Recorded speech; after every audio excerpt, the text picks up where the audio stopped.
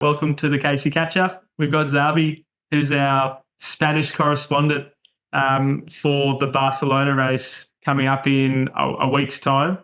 And I want to get to know Xavi more because obviously to be involved in a race like this and being a correspondent, he obviously downwind foils. So welcome to the Casey Catch Up, Xavi. It's great to have you. Good morning. Thanks for having me here. I'm really happy to share our Barcelona festival with you guys. Yeah, that's awesome. And it's cool to see that downwind foiling it just continues to grow and grow. And that's what gets me really excited. And to see races pop up just shows that there's a demand and the interest for these races. So before we get into the race, I wanted to ask a bit more about you and I guess your background, how you got into water sports, how you ended up in foiling and how now you're downwind foiling. So I guess give us the story. What's the... I think it started windsurfing when I was 13, 14 here in my local beach. It's nearly where we're going to land on the race. I've been windsurfing mainly all my life. I've been surfing all my life or trying to windsurf and surf. And then suddenly when we discovered foiling, I think maybe 5, 6, 7 years ago at the start of the foiling, I got hooked with the foiling super quick. So as soon as I saw that there were this downwind discipline, I just want to learn. It's so addicted and so much fun. And I think it's a good thing for everybody to learn. I must admit it's something incredible. So we've been winging. Also, it's I think it's super important to wing foil or learning how to downwind foil. So basically, I've been all my life windsurfing and competing in windsurfing, competing not in surfing but on sub wave. Yes, I was pretty good. And now it's a new discipline. My job, I run Wind Paradise, which is a big distributor of windsurfing, surfing, and foiling materials. Now I'm distributor of code for Spain, which I'm really happy. And the goal is to make the sport grow. And it's nothing better than to organize something big home. And thanks to the Catalan Federation, which is organizing the sub racing event in Barcelona, I told the guy, hey, we're joining with the foil. And the guy said, yeah, sure, no problem. So who's coming? He said, worldwide people will come, no worries. So for the moment, we are in this position. Yeah, that's awesome. What really, I guess, pricked my ears up was that you said you've been foiling for like 5 to 7 years, and that takes us pre-COVID. And I guess for me, especially like with my head firmly in the downwind scene, I feel like in the last 18 months to maybe a year, it's really taken off. Like post-COVID, it's gotten a much bigger discipline to what it was pre-COVID. Do you think or why do you think that is? And is it the same in Spain for you? I think it's the same. I think wing foiling really helped the sport of foiling because at the beginning it was about windsurfing foiling, which for me was not so attractive. Of course, you try it, you learn, you do some races and it's fun. But once we got the wings on the hands and the freedom of having nearly nothing in the hands, that gave us the feeling of, wow, I like foiling. At the beginning on windsurfing foiling, I thought it was like two slalom, two racing things. But then once you get just with the wing, it was so much fun. And then once you realize some people paddling, they can take off and go down and say, that's more fun.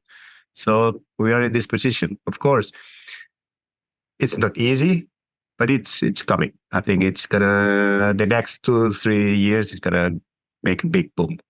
Yeah. It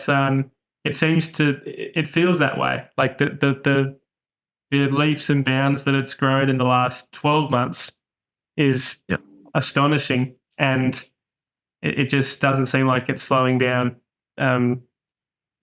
To me, in Australia, there's a lot of most of the population is on the coastline, and there's a lot of surfers.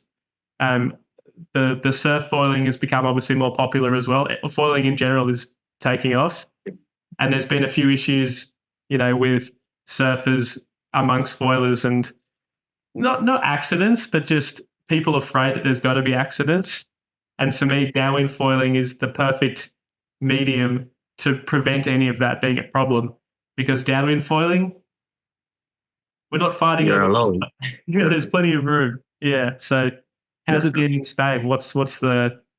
I think the future of the surfing in the Mediterranean Sea, and especially here in our area, we must do downwinds. We have nearly every week we can do a downwind, and surfing in the Mediterranean, we need to wait until winter time with big swell, and when it's half a meter waves or 1 meter waves, it's over 150 people trying to catch a little wave. So downwind foiling, we are alone. We are having fun. Yeah. We don't need to fight for a little waves. So that's, and I'm really pushing my... It's more often as well. Yeah. Well, we've been, I think, downwind foiling for the last 2 months. I think every week we've done 2-3 rounds every week. So surfing, I think no one has been surfing here around us. But I sell surfboards, but I'm not selling surfboards. Now it's all about foiling. Yeah. And I also think the sport, it's been growing a lot thanks to the new foils. When we started with the big foils, 2000, big areas, super slow foils, it was nearly impossible to do a downwind. I was destroyed to do a downwind of 2 kilometers with the 2000, and I was flying the whole time, flat water pumping. But now you got the new foils, and it's another sport. I think it's been really good for the business and the growing of the sport, the new foils. Yeah, I'm actually, I haven't, once you try a new foil, you don't normally go back to the old foil. But I do have some old foils in my garage that are collecting a lot of dust. And it'd actually be really interesting to go back and see how much harder it was back when we started downwind foiling to what it is now. And, I remember back in the day, if you were doing a kilometer that took less than 3 minutes, that was fastest. Crazy. Yeah. Whereas now it's 2 minutes. Everyone's looking at the 2-minute kilometer, and that's fast. So it's definitely the foils of couple leaps and bounds, which is cool. And also the boards. I started doing downwind with a 6028, 110 liters. It was something wide, and it was strapped the paddle really outside, and it was nearly impossible to take off. And now you get a narrow board, you make 2 strokes, and you fly like, okay, thank you. It's a big difference. I think it's good for us, for the business. Yeah, and I think the combination of the boards and the foils progressing has allowed the foils to be more efficient, because originally the boards were so big because that's what we thought we had to use, but the foils were also quite big. So it was doable, wasn't ideal, but it was doable. Whereas now with the big boards and the new foils won't get up on the old boards because of the short and wide factor. Whereas now we're longer and skinnier, and I remember I'm running a 17 wide board now, which is crazy. Yeah. But the difference to me from a 20 to a 17 didn't seem like a lot. You take the foil off, and it's a big problem, It's impossible to stand. Yeah. So it's the foil adds a lot of stability, which is cool. Tell us about your learning experience of downwind foiling. Was it, obviously a good background? SUP surfing helps a lot, like competitive SUP surfing. Helps a lot. The best training, sprinting for waves, lower volume, smaller SUPs. It helps a lot. But you mentioned winging as well. So tell us your experience. I think the best way to learn how I learned it was with little waves. We have a sandbank, like it's around 50 meters from the shore. There's always little bumps, not even breaking. And it's perfect to learn. And we have one here next to the office. So I spent many, many, many hours there. But even I was catching waves, easy. Then I signed up for I think we did the first Euro Tour, downwind Euro Tour, we did it in the Costa Brava. And Eric Terrien came, I think, what is his name? All the French good guys came. And I was able to catch waves and connect the waves, but doing a downwind is completely different. The swell, how to catch the swell instead of a line.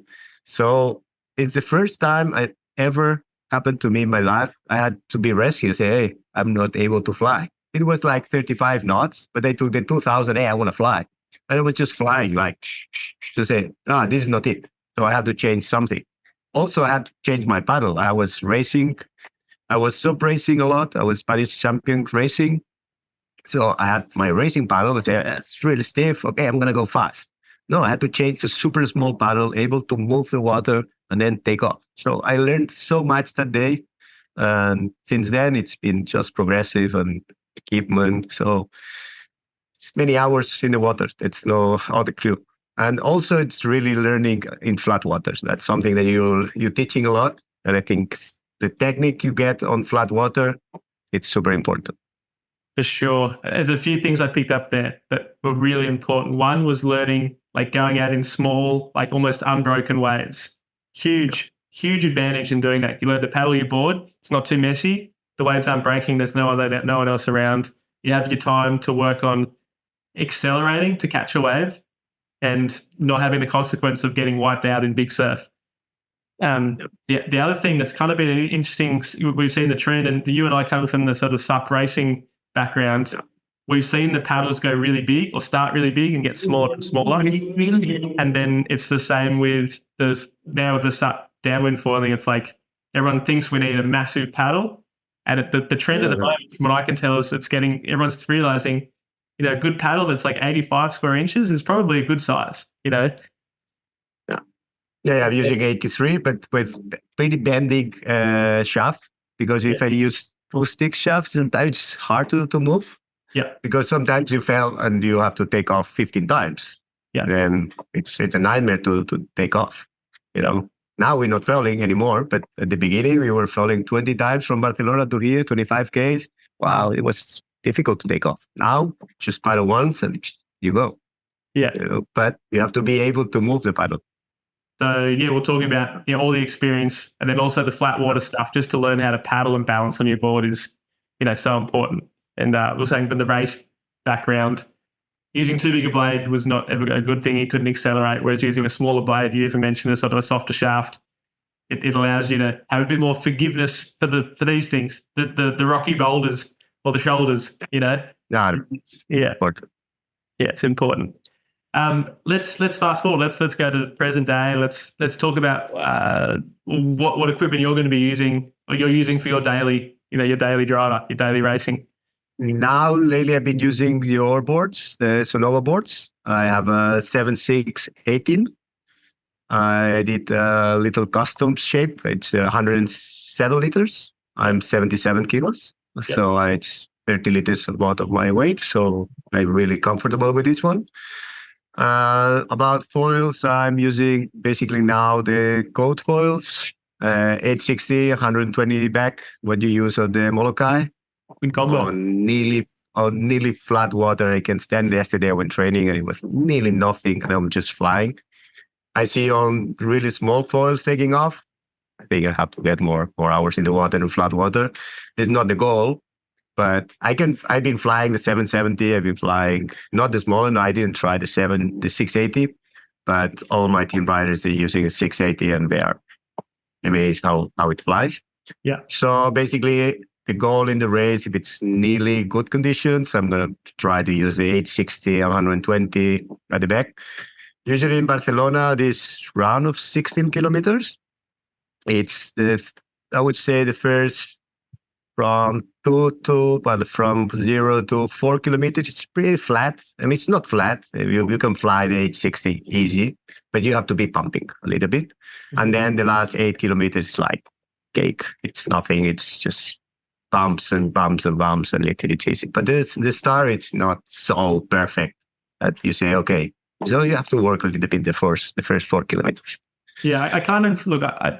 I guess I'm a sucker for the punishment coming from the SUP racing, but I like that you've got to work for it and it gets better because it makes you more of an all-round foiler rather than starting in the bumps and finishing in starting in the perfect bumps and finishing in the perfect bumps. Look, don't get me wrong, it's super fun, but I like that it makes it a little bit more. There's a bit more tactics involved, I guess. You could try to use a small foil for the last bit, but maybe you're not going to make it to cleanly to the first 4 kilometers, and it makes it really interesting, I think, when there's different sections within the run versus one super perfect, conditions all the same the whole way. So I'm excited. Yeah, I mean, I'm always doing the races with Albert. He's a Barcelona good friend and good team rider. He rows also code. He's always on the 770. So we ride the same, but on our conditions, it doesn't make a big difference on speed because the swell is not super fast and we don't have many swell. It's more about bumps. Mm-hmm. So usually we go more or less same speed. So I thought, okay, I'm going to go on the 860. And now with the new tail 120, I think I can go faster. Yeah, it is. It's always the age-old question: do you go bigger front wing, make it easier, but maybe you lose a little bit in the top end, or do you use a smaller one, have to work a bit harder, but gain that little bit in the top end? So it's always they're the tactics I'm talking about. It's just like you never know, and sometimes you take the gamble and it doesn't pay off, and other times you play it safe and you lose out. So there's no right or wrong, but let's go into you talked about the race. It's a sup race, yeah, and you guys have tagged along. Exactly, that's the Euro Tour. It's coming to Barcelona the 18th, and I have a chat with the Catalan Federation president. I say, hey, we're doing the Euro Tour SUP. They say, okay. So we have to put the foiling on the map. So they say, yeah, so what do you want to do? I say, I cannot do it in 2 days. We have to open our gap to be able to have wind. So I say, okay, let's do it Friday, Saturday, Sunday. So the goal is, if it's windy, to make 2 runs of 16 Ks. But we could do it way longer because here the coast is super long and we can make it super easy long. But for safety reasons and boats, we decided to make it 16 kilometers, which I think it's a good distance. We can do it between 35 and 45 minutes, easy. Mm-hmm. So it's pretty safe.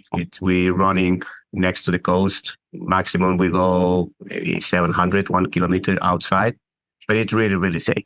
I mean, that's why I decided to do it. We have so many boats rescuing and we have everything. It's arranged. Yeah. The goal is to do from Barcelona to the south and not to the north. That's our south wind.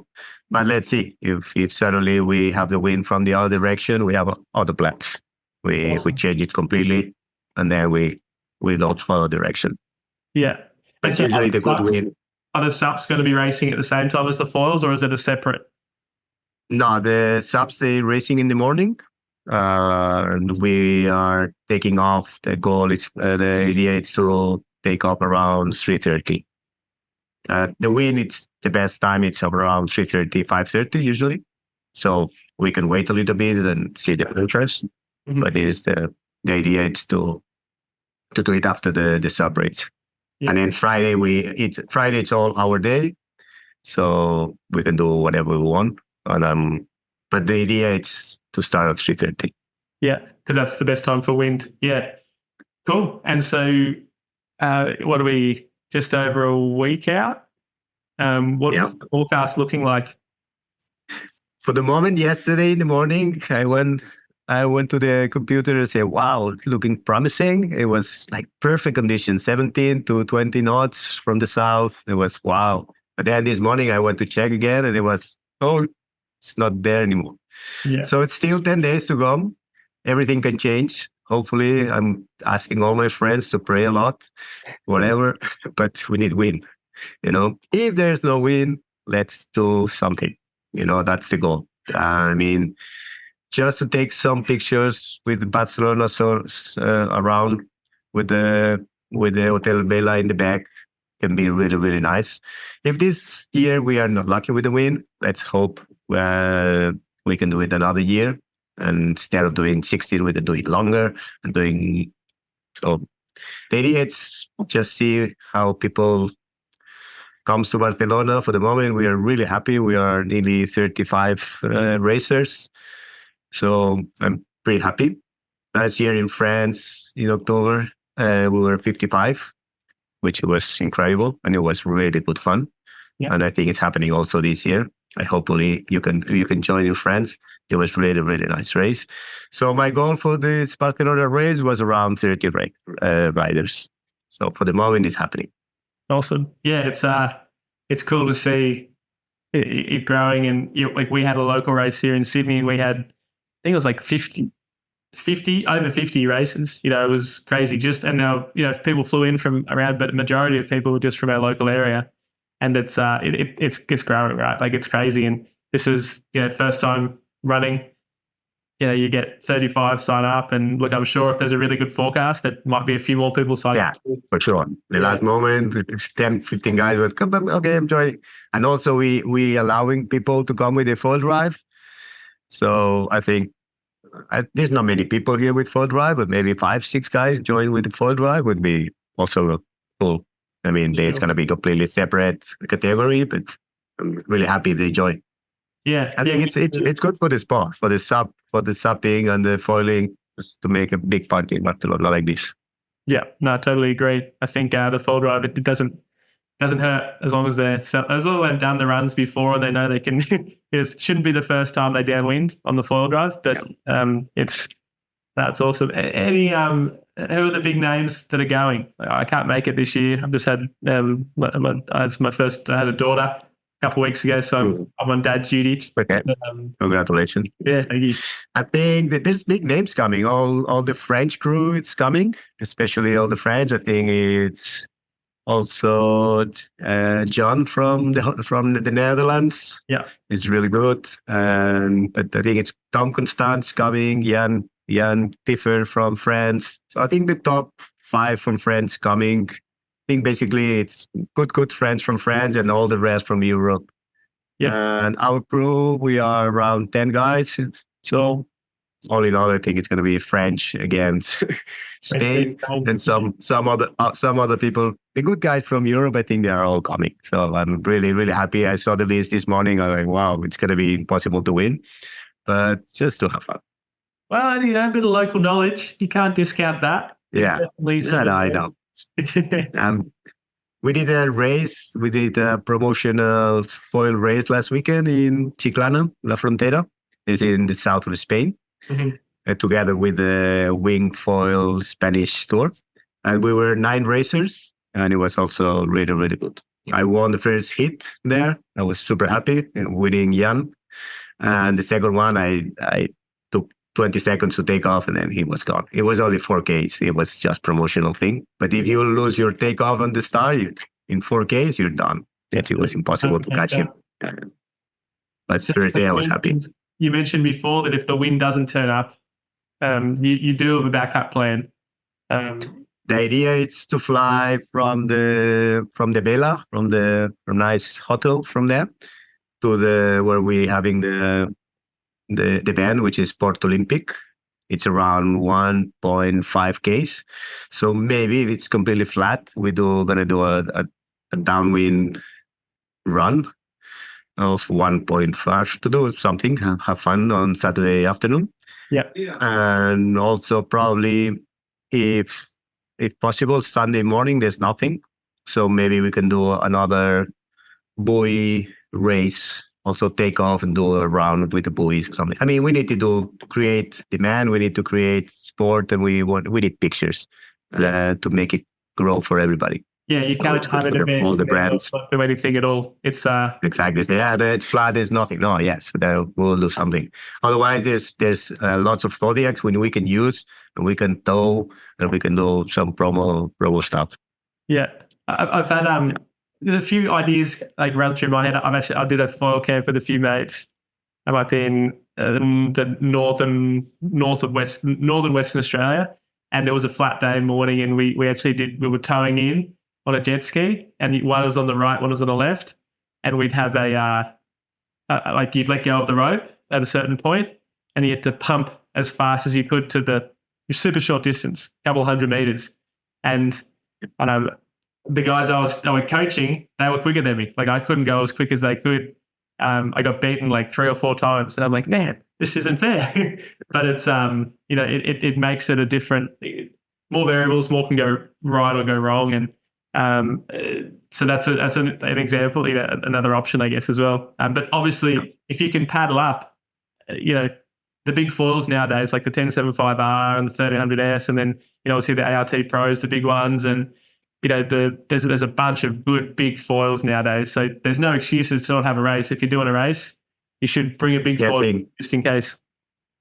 I think from the list I saw on coming to the race, I think 95% for sure going to take off in flat water. Sure. So there's a race regardless. Yeah. So, I mean, if you need to bring a big foil, just bring a big foil. Let's do it. We got to be in the water. That's the important thing to enjoying this event. And there's a lot of sub racers that at the end, you have to join us to the foil. So that's the goal. I mean, there's over 200 races coming, which is a lot. Yes. So from these 200, I'm pretty sure 50 will next year join us. I'm pretty sure. There's guys, I think there's Clement Colmas from France. There's Bruno Jasulio. All these guys doing both races. So they join from the foiling and the sub race. I mean, sub race is only Saturday and it's only 12K. So these guys are really fit. So they can do the race and then after so that's the idea. For sure. Yeah, I think I saw Titouan's back racing as well. And I know he's done a few foil events. Yeah, for sure. Yeah, so there's it's a good crossover for the sup race guys because of from my experience anyway, it's the paddling is the hard part to learn. Exactly, they know how to paddle. As long as you know how to paddle, you can probably. I'm not saying foiling's easy to learn, but for the downwind foiling, a lot of people can foil, but they can't paddle to get going. So it's one less thing to learn, which is cool. No, but I think it's happening. It's slowly. Because we deal with lots of schools. Hey, Xavi, come and do a clinic with us. We want to learn. I say, okay, coming. So I bring the foil drive. I bring the longboards and everybody. I think it's going to happen. And it's slowly happening. We are at the beginning of this sport. That's it. We really are. And it's interesting to me because obviously the first time I saw foiling was, Laird and, Dave Kalama towing into big waves. But then, new age foiling, the first time I saw it was Kai Lenny downwinding. Yeah, Guy. I think guys did it really good for the sport. Yeah, awesome for the foiling. Especially they were already with a 12-foot with a foil and under. And now we are back to this thing, Now you're using a 9-foot board. Like, wow, it's too big. Yeah. But I think it's still lots of things to learn about downwind foiling. Now I saw your video of you using it's 9050. Like, wow, that's so long. Yeah. Yeah. But I think sometimes it's too narrow. I think for general people, 18, 20, I think it's for the moment, it's a goal. Yeah. So on that 90/15, it's obviously a very long board. I've used it a couple of times in the ocean, but I really, for me, it's too long and a little bit too skinny for the ocean, even as you'd expect. It's 15. But I can do it, but it's not any better than my 7.6 by 17 for me personally. But for flat water, which could become it's kind of becoming a sport of its own, and even talking about no wind, might be doing this. I'd use the 90/15 and bolt on the 680R and go as fast. Yeah, I saw the last video from yesterday. Like, okay, I have to. It's a big challenge for me. But I think on the 7.6, it's a bit different. I'm not sure. When you take off 7.6, yeah. I mean, did you try the 7.6 on the 680? I have in slightly bumpy ocean, but not purely flat. Yeah, I think you can take it. Okay. Yeah, I think I'll get close, but it's yeah. But then the 9-footer made it a lot easier. Just board speed, simple. If you can paddle fast, you can get up easier. So it's yeah. What do you think? What board would you use now for the Molokai?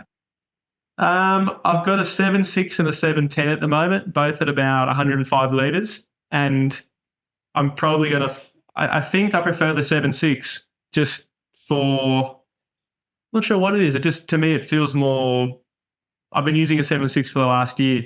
So the 7.10, it doesn't feel any easier to get up and it doesn't feel any better once up. So it comes down to what I've used for the last year, and I'm more used to a 7.6, so I'm thinking the 7.6, especially because they're starting and finishing more or less in the wind, so it's less important to paddle up it's not flat water start anymore, by the sounds of it. conditions pending. Yeah, so I think I'll probably have a 7.6 for Hawaii this year because I liked it last year. Yeah.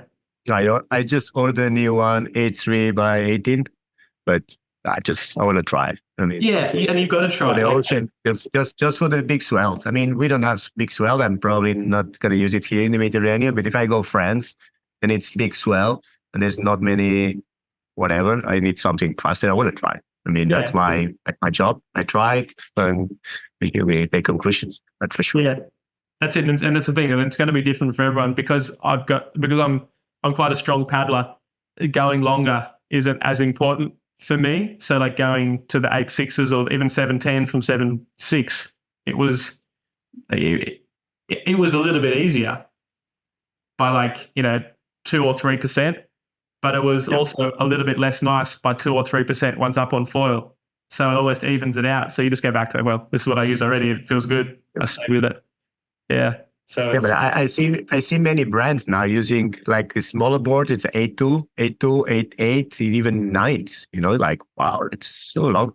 But I think that's all the brands are doing whatever they feel like. But I think that the reason for that is, especially thinking from a brand's perspective, is that it's the majority of people getting into the sport right now are beginners.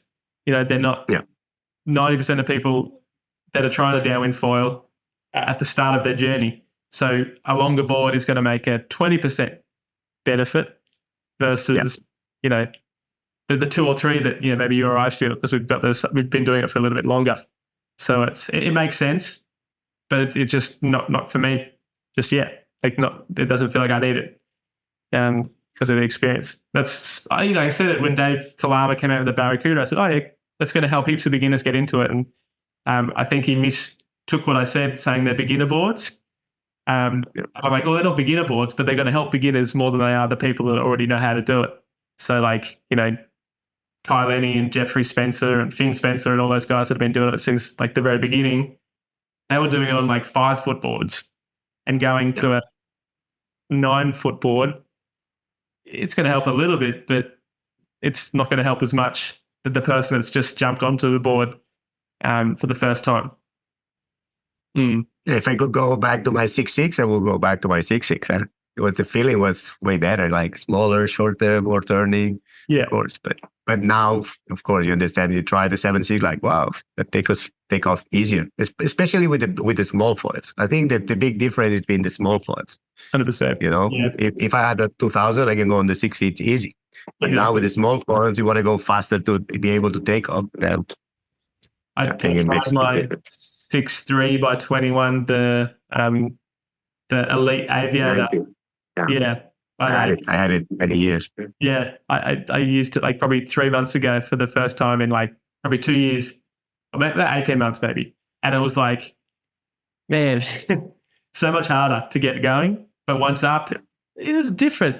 The length was nice for turning, but the width, because I'm using 17 now, go to 21 wide felt so wide to me. And it was it just turned really differently. It's a balance. Yeah, the balance was different, and it took me a little while to get used to it. The width of the board, it was interesting. It was funny using it later. But I was in Sri Lanka 3 weeks ago, so I had to put a board on my board back and 6.8 board back. So I found a 6.3 by 24. I said, it's gonna be good for the waves. So I took it, and it was monster, 6.3, 24. And I'm like, okay, it's wide. But I had so much fun. I catch so many waves. I would say for the waves, they're really good. Instead of super narrow, for the balance, the 24, I was like, okay, I'm not falling from here. Yeah. But I had fun. I was on the 6.3, 24, just catching big bumps outside of the reef. It was good fun. Yeah. Still working. It'll be interesting to see how it all develops, because right now, longer, skinnier, that's the direction it's going. And is it going to start coming back down, or is it going to stay? Is it going to keep going longer? We mentioned Kai was on. I would say for the waves, I would say if you want to catch waves, just waves, not swell. I think it's much more. It's more easy to be standing on with the bumps and everything on a 24. And once you take off, you take off easy also. Yeah, for sure. Yeah, I'm listening. But now, Is there anything else you want to add, Xavi? I think we've had a good chat and good insight into you and the race that's coming, and then talking about the foil scene in general. But anything you wanted to add before we wrap up? Just thanks for getting in contact with me, and we hope to make a big promotion of the band, and hopefully for the next years make it grow. And usually May is our windiest month with thermal winds. So hopefully next year it's happening again. I'm pretty sure Euro Tour is happening again, so we can join forces and make it bigger. That's the goal. Yeah, I'll be watching, and I've got in touch with John Mann, and we're going to try to do a debrief after the race. And I'm excited to try and line it up for next year to get there myself. So I hope a lot of other people do as well. And I hope the wind gods, they play ball and get you good conditions. And I love that it's a 3-day waiting period, and that even if there isn't any wind, there's plans. So yeah, we'll put on your calendar, people. Yeah, Barcelona, May 2012. So it's good to meet everybody who's coming. I think some people from coach teams coming, Dan and Hugh. Yeah, Dan and Hugh. Yeah, it should be fun. Yeah, so I'm going to take care of them. I'm going to take them on the boat and do some towing the days before. So don't tell anyone. I'm going to take it. Yeah. So, yeah. Okay. Thanks so much. Thanks so much, Xavi. We keep in touch. I'll give you informed about the race. Okay. What happens. Perfect. All right. Catch you later, man.